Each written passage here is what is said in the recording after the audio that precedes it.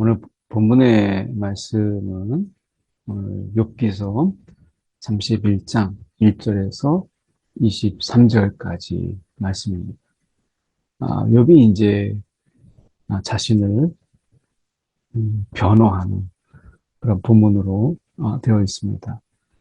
누군가에게 마찬가지로 궁지에 몰려 있거나 누군가 일방적인 어떤 매도와 공격을 당할 때 아무도 자신을 변호해 주거나 또 자신의 이 편에서 자신을 증인해 주고 또 증거해 주고 하는 그런 상황이 안 될 때 결국에는 자기 자신을 이렇게 변호하게 되고 자기 자신을 이렇게 옹호하게 되는 것을 보게 되잖아요. 그래서 욥이 이제 직접 자신을 변호하는, 어떻게 보면 그 앞에서 자신의 삶이 어떠한 것인가라고 하는 것을 그동안 말하지 않았던 것까지도 이렇게 속속들이 그가 이야기하는 것을 보게 됩니다. 오늘 본문을 통해서 욥이 어떻게 자기 자신을 변호하고 있는지 저희가 함께 살펴보고자 합니다. 말씀해 보면 내가 내 눈과 약속하였더니 어찌 처녀에게 주목하랴. 그래서 어떻게 보면 이 성적인 어떤 유혹 또 어떤 이런 미혹들이 늘 있는데 내 눈과 약속하여서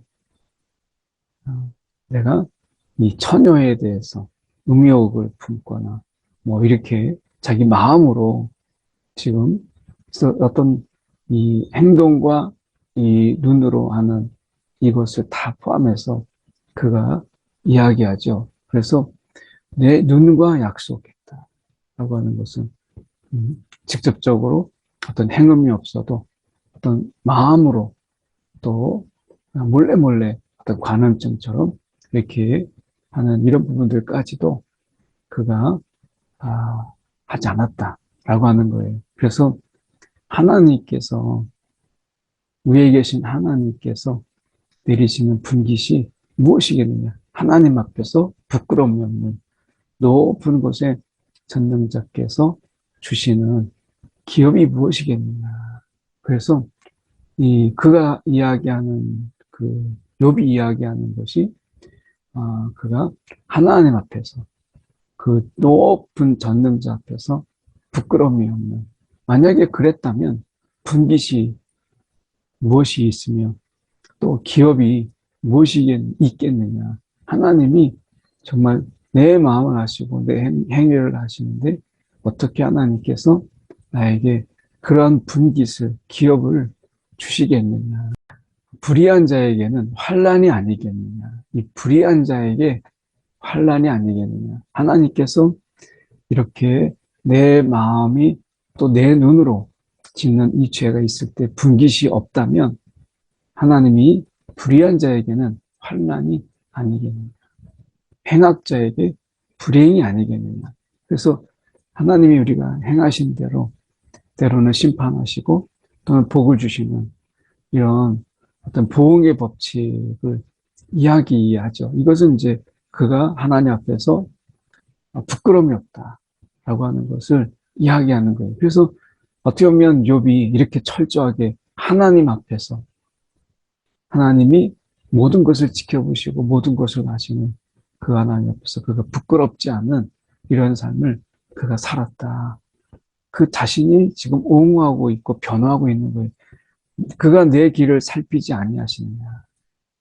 이 전능자께서 내 길을 살피지 아니하시느냐. 내 걸음을 다 세지 아니하시느냐.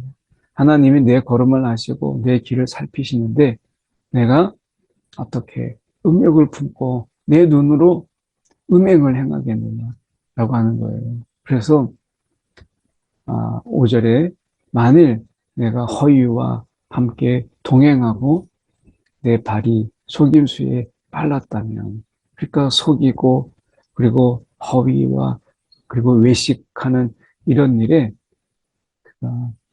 그랬다면 정말 하나님께서 공평한 저울을, 나를 공평한 저울을 달아보시고 나의 온전함을 아시기를 바라노라. 지금 욥이 너무나 답답하니까 하나님께서 나를 공평한 저울로 달아보시고 내가 정말 내 말이 맞는지, 내 삶이 이렇게 살았다고 자부했는데 이것이 나의 착각인지 정말 하나님께서 공평한 저울에 달아보시고 나의 온전함을 아시기를 원하노라. 그래서 지금 욥은 이야기할 때 자기가 하나님 앞에서 어떤 공평한 저울에 달았을 때 절대 그것이 한쪽에 치우치지 않도록, 그리고 자신의 온전함을 그가 이야기해요. 저는 이 부분 속에서 욥의 교만보다는 욥이 그렇게 하나님 앞에서 참 부끄럼 없이 살려고 정말 몸부림쳤구나 라고 하는, 어떨 때는 우리가 살다가 보면 손해가 되고 그것이 나에게 불이익이 되고 또 어떨 때는 어떤 유익이 있기 때문에 적당하게 타협하고 또 우리가 적당하게 하나님 이 순간을 보지 않았으면 하는 마음으로 우리가 살아가는 그런 순간들이 있잖아요.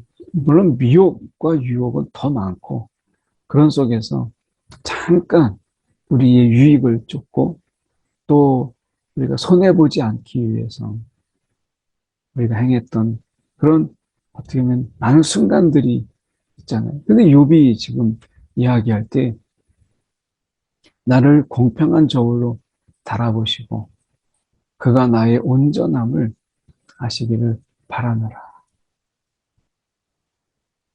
지금 우리가 그 전에 제가 이렇게 한번 그 한참 이 독재 정권이 있었을 때 그때 길을 가다가 경찰이 딱 보고 가방 봅시다 하면 가방을 다 열어주고 당신 주민등록번호 한번 얘기해 보라고 하면은 또 거기서 다 주민등록번호 이야기하고 그 길에서 그런 불시에 검문하는 일들이 많았어요. 그래서 저도 두 번인가 정도 이렇게 이리 와봐. 그러면서 신분증 보여달라고 하고 주민등록증을 딱 보면서 주민등록 번호를 외워보라고 하고 이렇게 하는데 기분이 너무 상하는 거예요. 이게 뭐 나를 의심받았다라는 그 자체가 기분이 너무 상하고 자존심이 상합니다. 뭐 나이로는 한참 동생 벌인데 그 앞에서 쫄아가지고 막 번호를 대고 하는데 뭐 그때는 뭐 아무나 삼천교육대 끌려가신 분들 생각해 보세요. 지금 억울한 사람도 얼마나 많아요. 뭐 그래서 바짝 쫄았는데 지나고 나서 생각해 보니까 이제 그 순간을 모면하고 보니까 너무 화가 나고 이게 뭔가 이렇게 막 의심해도 되나 막 이런 생각이 들더라고요. 오늘 어떻게 보면 정말 제가 그때 이렇게 죄를 짓고 뭔가 숨어서 숨길 만한 일을 했다면 아마 그렇게 화가 나지 않았을까. 오늘 말씀에서 이렇게 보면 그 경찰도 아니고 하나님께서 나를 공평한 저울에 달아보시고 그가 나의 온전함을 아시기를 원한다. 나의 온전함을 아시기를 바란다. 라고 말하고 있는 이 욥이 얼마나 그 자부심으로 그리고 얼마나 큰 그 자긍심으로 하나님 앞에 내가 죄짓지 않기 위해서 혹시 마음으로도 내가 죄짓지 않기 위해서 얼마나 몸부림치는 삶을 살았는가 하는 것을 그가 지금 변화하고 있는 거예요. 만일 내 걸음이 길에서 떠났거나 이러한 의인의 길에서 떠났거나 내 마음이 지금 눈을 따라서 보는 대로 미혹하는 대로 따랐거나 이 행동 그보다도 내 마음에 이렇게 따랐다면 내 손에 더러운 것이 묻었다면 그리고 내가 심은 것을 타인이 먹으며 나의 수출이 뿌리째 뽑히기를 바란다. 내가 이런 어떤 재앙이 있기를 바란다. 그런데 내가 지금 이렇게 온전함으로 하나님 앞에 살아가려고 몸부림친다라고 하는 것을 지금 변화하고 있는 거예요. 내 마음이 여인에게 유혹되어 이웃의 문을 엿보아 문에서 숨어서 기다렸다면 내 아내가 타인의 맷돌을 돌리고 타인과 더불어 동침하길 바랍니다. 그래서 이런 어떤 가정의 무너짐, 이것을 그가 내가 만약에 정말 그런 어떤 이 가능과 불륜이 있었다면 정말 내 가정이 와르르 무너지는 그런 일이 있어도 나는 다른 할 말이 없다. 이렇게 얘기하는 거죠. 참으로 음란한 일이니 재판에 회부할 죄악이요. 멸망하도록 살아난 부인이 나의 모든 소출을 뿌리째 뽑기를 바라노라. 그러니까 나의 소출이 뿌리째 뽑히기를 바라노라. 이게 반복되잖아요. 그러니까 이런 죄악으로 인해서 내가 물질적으로 손해를 보는 거예요. 나의 물질적인 모든 부분이 다 잃어버려도 나는 할 말이 없다. 이거에 나의 죄악의 결과니까 그가 그렇게 얘기하고 있는 거죠. 그래서 눈으로 내가 직접 어떤 몸으로 행하는 것도 문제지만 내 눈으로 이렇게 행하는 이런 부분 속에서 내 죄악이 이렇게 크다면 정말 내가 할 말이 없는데 내가 정말 나를 이렇게 돌아보아도 하나님 앞에서 내가 정말 부끄러움이 없고 그리고 내가 이렇게 내 마음으로도 죄를 짓지 않기 위해서 정말 온전함으로 살아가기 위해서 애쓰는 것을 하나님이 아실 텐데 그러면서 내가 이 수치 뿌리째 뽑히는 이런 재산의 무너짐을 보면서 내가 정말 이렇게 살았는데 하면서 지금 그 답답함을 이야기하고 있는 것이죠. 그러니까 이 답답함이라고 하는 것은 욥이 그 친구들이 이야기하고 있는 것처럼 보응의 원칙, 우리가 행한 대로 갚으시는 그 하나님. 근데 행한 대로 갚으시는 하나님인데 결과를 보니까 이미 소출이 뿌리째 뽑히는 것을 보고 행함을 거꾸로 돌아보려고 하니까 어려운 거죠. 우리가 악인들의 형통도 있고 죄인들의 어떤 우리가 형통, 죄인들이 잘 되는 것도 우리가 보잖아요. 악한 자들이 세상에서 얼마나 잘 살아요.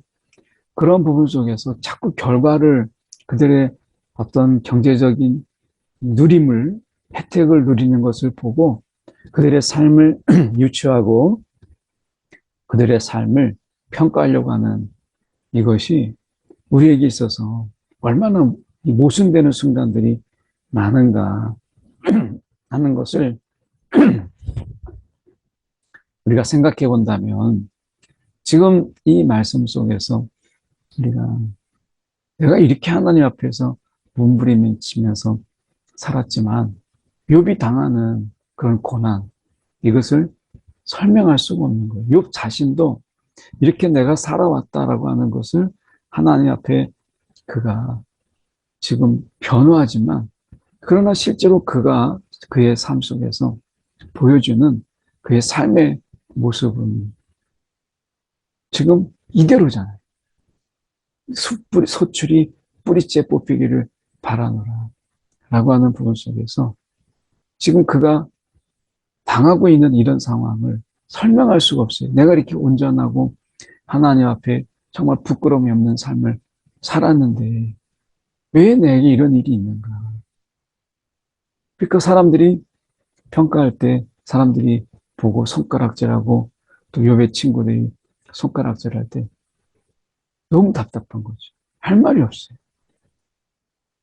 세상이 여태까지 그렇게 알고 살았고 그렇게 하나님 앞에서 온전함으로 복을 받는 것을 너무 당연하게 여겼는데 하나님께서 이 기업을 하나님이 앗아가고 뿌리째 뽑히는 이런 상황을 설명할 방법이 없는 거예요. 13절에 보면 만일 남종이나 여종이 나와 더불어 쟁론할 때에 내가 그의 권리, 지금 남종이나 여종이라고 하는 것은 그 당시의 소유물이잖아요. 그 소유물인데 욥은 그 남종이나 여종이라도 그의 권리를, 그 인격적 권리를 무시하지 않았다는 거예요. 그 당시에 하나님이 일어나실 때에 내가 어떻게 하겠느냐, 하나님이 심판하실 때 내가 무엇이라고 대답하겠느냐, 하나님께서 나에게 이것에 대해서 왜 그의 권리를 너가 이렇게 함부로 여기느냐라고 말할 때 내가 어떻게 대답할지를 몰라서 나는 남종이나 여종이나 다 그의 권리를 인정해주고 인격적으로 내가 그들을 대했다. 나를 태 속에서 만드시니가 그들도 만들지 아니하겠느냐. 우리 뱃속에서 지으시니가 한 분 아니냐. 그래서 남종과 여종도 다 하나님이 지으셨고 하나님이 그들을 태 속에서 만드신 이가 하나님이신데 내가 어떻게 그의 권리를 저버리겠느냐라고 하는 거예요. 여기서 한 번 정도 생각해 볼 수 있는 것이 우리가 삶이 때로는 척박하고 팍팍할지라도 오늘 욥이 살았던 이러한 삶의 모습들, 우리가 하나님 앞에 부끄러움이 없는 이런 모습, 우리가 하나님 앞에 내가 있다.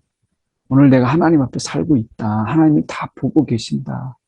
라고 한다는 이런 마음으로 살아가는 것은 내 삶에 지금 어떤 유익과 무익을 떠나서 정말 하나님이 기뻐하실 만한 삶인 거죠. 지금 욥이 그렇게 살아도 이게 별거 없다 이렇게 하면 할 말이 없지만 오늘 우리가 생각해 볼 때 이렇게 욥처럼 살아왔던 그 삶의 모습들이 하나님이 얼마나 기뻐하셨어요. 사단 앞에서 그 욥을 하나님이 칭찬하시잖아요. 그러니까 우리가 잊고 있는 것, 하나님의 기업이나 하나님 우리 가운데 분기시 우리 가운데 주었다 빼앗는 것 같은 이런 때로는 우리의 마음이 너무 상심되고 때로는 우리의 놓여지는 상황이 너무 처참하게 보일지라도 우리 이러한 삶 자체를 기뻐하시는 하나님, 정말 하나님이 우리의 이런 삶을 우리가 봤을 때, 욥의 이런 삶을 보았을 때 얼마나 기쁘겠어요, 그동안. 그래서 우리의 삶 속에서 꼭 경제적인 그리고 어떤 재물의 모습 속에서 우리 가운데 드러나야만 그것에 하나님께서 우리가 분기시되고 우리 가운데 기업으로 갚아주셔야만 우리의 삶이 인정되는 것이 아니라 우리가 찬양처럼 또 말씀처럼 우리의 삶이 그 순간순간 하나님의 기쁨이 되고 하나님 앞에서 우리 또한 우리가 부끄럽지 않았다면 그 삶 자체로 잘 사는 거고 그리고 그 자체로 귀한 것이죠.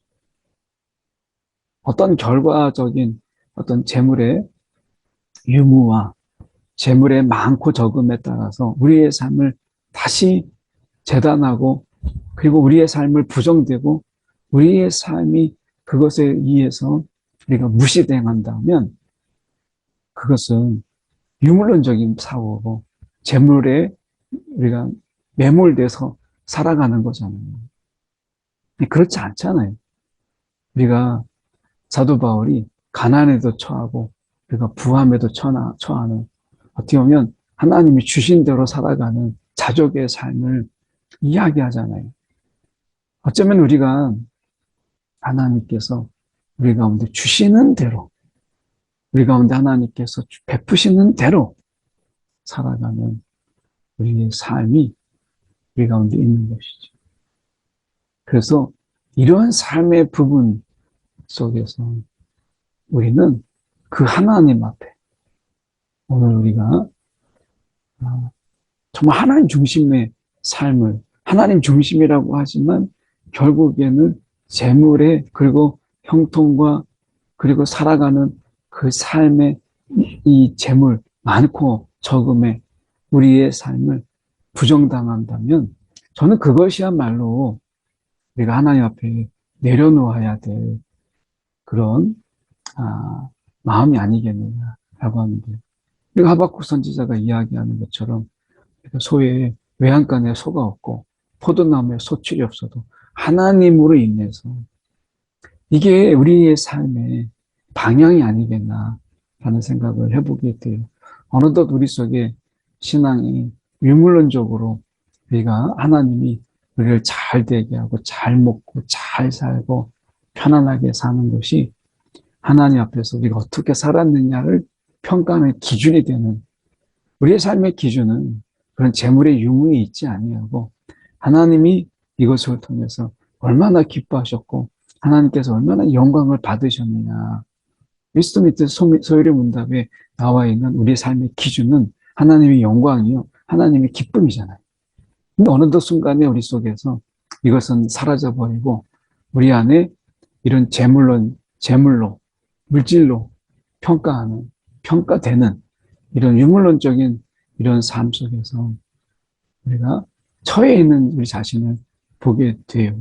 저는 이 자체, 어떻게 보면 나를 공평한 저울에 달아보시고 그가 나의 온전함을 아시기를, 하나님이 나의 온전함을 아시는 것, 어떻게 보면 내가 하나님 앞에 늘 내가 있다라고 하는, 정말 내가 나를 살피시고 내 걸음을 다 헤아리시는 그 하나님 앞에 내가 이렇게 살아왔다라고 하는 그 자체, 그 하나님의 은혜를 주시고 내 속의 미혹이나 유혹을 하나님께서 이기게 하시고 물리치시고 하나님 앞에서 이렇게 온전하게 살아가게 하는, 이 하나님의 도움 없이 이게 되겠어요?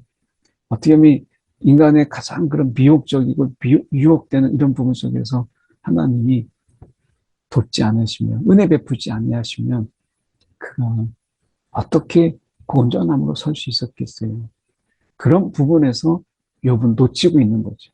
내가 이렇게 온전하게 살았고 하나님 앞에 부끄러움 없이 살았다라는 속에서 하나님의 도우심을, 하나님의 이끄심을, 그 마음을 하나님께서 지켜주심을 욥이 지금 거기까지 고백하고 있지 못한 안타까움은 있지만 적어도 물질로 우리의 삶을 재단하는 일은 내려놔야 된다라고 하는 거예요. 기준이 그게 아닌데 이거죠. 16절의 말씀에 보면 내가 언제 가난한 자의 소원을 막고 과부의 눈으로 내가 실망하게, 과부를 실망하게 하고 가난한 자의 소원을 막는 것, 이거야말로 우리가 너무나 하나님 앞에서 이렇게 삶의 정말 처지 속에서 어려움을 사는 사람에게 소원을 주고 뭔가 삶에 이런 소망이 필요한 거잖아요. 이들이야말로. 그런데 실망을 던져주고 삶의 용기를 짓밟는다면, 그리고 나만 혼자 내 떡덩이를 먹고 고아에게 조각 하나 주지 않고 나눠주지 않았다면 어떻겠는가. 그 얼마나 부끄러운 삶인가 라고 하는 거죠. 그런데 실상은 내가 젊었을 때부터 고아 기르기를 그의 아비처럼 하였고 내가 어렸을 때부터 과부를 인도하였네. 그래서 과부를 돕고 그리고 고아를 아비처럼 그렇게 대하는 그의 삶의 모습이 참 아름답잖아요. 내가 사람이 의복이 없어 죽어가는 것이나 가난한 자가 덮을 것이 없는 것을 못 본 채 했다면, 그렇지 않았다는 거잖아요. 참 귀한 삶을 산 것 같아요. 욥이 보면 그의 이 변호 속에서 보여주는 게 참 욥이 귀한 삶을 살았다. 다른 사람에게 덕이 되는 삶을 좀 살았구나. 하나님 앞에서 그가 하나님이 보시는 그런 하나님의, 나를 지켜보시는 그 하나님 앞에서 참 그가 하나님 앞에 신실하게 살려고 참 몸부림쳤구나 라고 하는 것을 보게 돼요. 그래서 만일 나의 양털로 그의 몸을 따뜻하게 입혀서 그의 허리가 나를 위하여 복을 빌고, 어떻게 보면 우리가 이 하나님의 가장 큰 영광을 받으시는 장면 중에 하나는 우리가 하나님 앞에 찬양을 드리는 것도 되지만 우리의 행함을 통해서 우리의 선행을 통하고 우리의 어떻게 보면 이런 하나님 앞에서 믿음의 행위를 통해서 그들이 하나님을 알지 못했던 그들이 또는 하나님을 앞에서 하나님을 알지만 하나님 앞에 실망과 또 시리에 빠진 그들이 우리의 작은 선행, 믿음의 선행을 통해서 하나님께 영광을 올려드린다면 하나님이 더 기뻐하시죠. 여기서도 마찬가지로 그들이 내가 그들의 몸을 따뜻하게 입힘으로 인해서 그들이 나의 하나님을 그들이 찬양하고 나에게 복을 비는 이런 일들, 내가 그런 삶을 살았다. 그러면서 이렇게 얘기합니다. 나를 도와주는 자가 성문에 있음을 보고 이것은 내 편이 많다는 거예요. 내 편이 많음을 통해서 내가 재판에서 어떤 상황이라도 지지 않는다. 내가 든든한 백이 있다. 그래서 주먹을 들어서 고아를 향해 휘둘렀다면 이거 우리가 많지 않아요? 든든한 백, 내가 누가 있다. 내 뒤에는 누가 있다. 우리가 보면 이 백을 자랑을 많이 하잖아요. 그래서 어떻게 해요? 죄 짓는 거 웬만한 거 겁도 안 내요. 내가 전화 한 통이면 뭐 이런 이야기가 지금 바로 이런 거죠. 그렇게 하지 않았다. 떡이거나 이렇게 하지 않고 만약에 내가 그런 일이 있다면 어깨 뼈가 떨어지고 내 팔뼈가 자리에서 부스러지기를 바랍니다.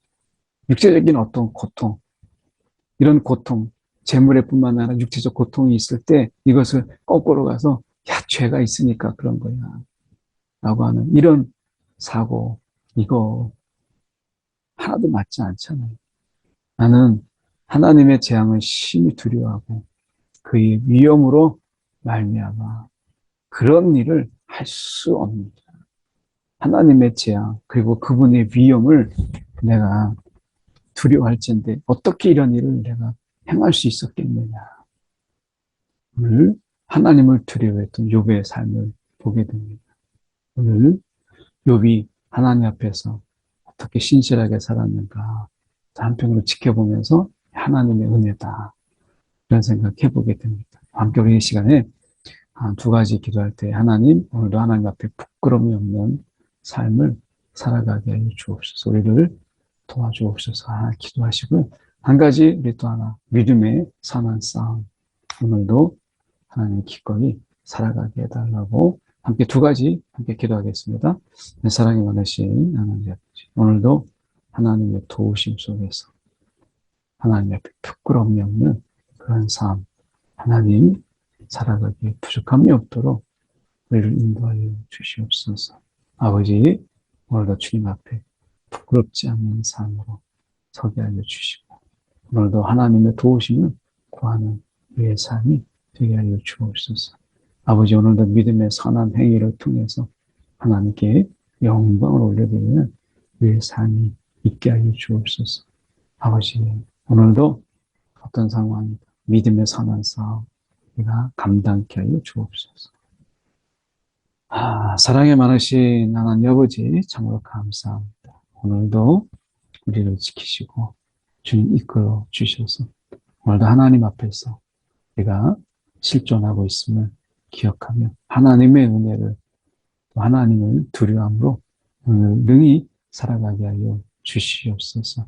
오늘도 하나님의 도우심이 우리 가운데 있음을 잊지 아니하고 은혜 가운데 살아가는 귀한 하루 되게 하여 주옵소서. 살아계신 예수 그리스도의 이름 받들어 기도드렸나이다. 아멘.